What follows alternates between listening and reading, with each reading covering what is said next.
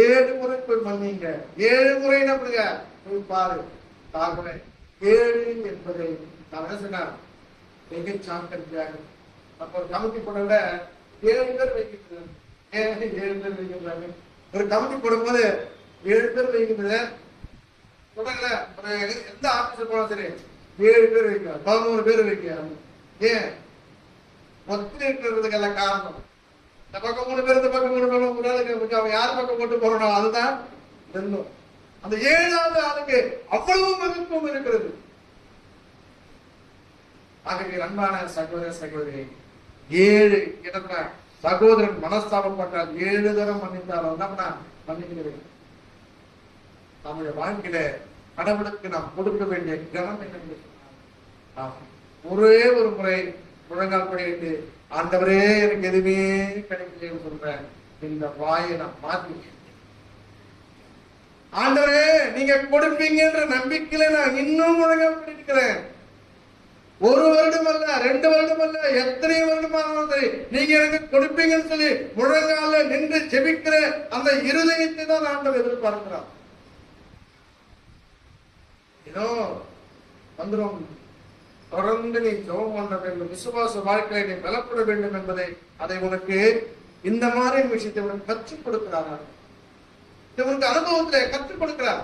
நீ போராடினால் ஜெயம் பெறுவாய் என்பதை ஆண்டவர் வாழ்க்கையில என்ன பண்றாங்க அப்படின்னு கற்றுக் கொடுக்கிறார். அவனுக்கு தெரியாது நம்ம இன்னும் கஷ்டப்படுறோம், இத்தனை முறை ஜெபம் பண்றது, அங்க ஜெபம் பண்ண வந்தோம், இங்க ஜெபம் பண்றது, அங்க கற்றுக்கொள்ள வேண்டும். அனுபவத்தை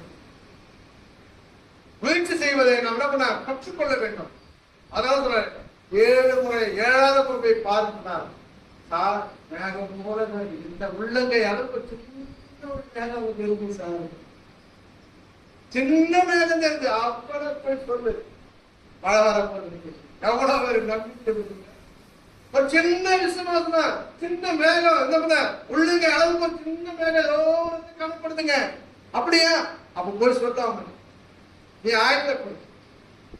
உங்க வாழ்க்கையில ஆண்டவர் ஏதோ ஒரு மூலை, ஏதோ ஒரு பகுதியில ஒரு சின்னதா காண்பிப்பார். அதை கொண்டு ஒரு வாழ்க்கையில எதிர்பார்த்ததை விட அதிகமான ஆசீர்வாதத்தை நாம் பெற்றுக்கொள்ளலாம். இந்த நம்பிக்கையின் உடையவனாக தேவனுடைய சமூகத்துல இன்னொரு காரியத்துக்கு நம்ம பாருங்க, 2 ராஜாக்கள் நமக்கு எல்லாரும் தெரிந்த ஒரு காரியம். 2 ராஜாக்கள் புத்தகம் 5ஆம் அதிகாரம் 10வது வசனம் வாசிங்க. 2 ராஜாக்கள். அப்பொழுது எலிசா இடத்தில் ஆள் அனுப்பி, நீ போய் யோர்தானில் 7 தரம் ஸ்நானம் பண்ணு, அப்பொழுது உன் மாம்சம் மாறி நீ சுத்தமாவாய் என்று சொல்ல சொன்னான். அதற்கு நாகமான் கடும் கோபம் கொண்டு புறப்பட்டு போய் அவன் வெளியே வந்து நின்று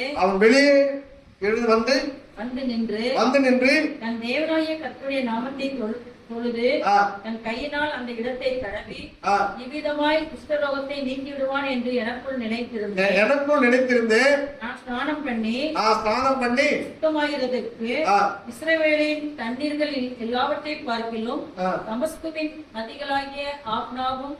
இங்கே நாகமானுடைய ஸ்டேட்மெண்ட் சொன்னா, இவன் நினைச்சா இந்த ஊழியக்காரத்துல போனா எந்தெந்த காரியங்களை செய்வார்,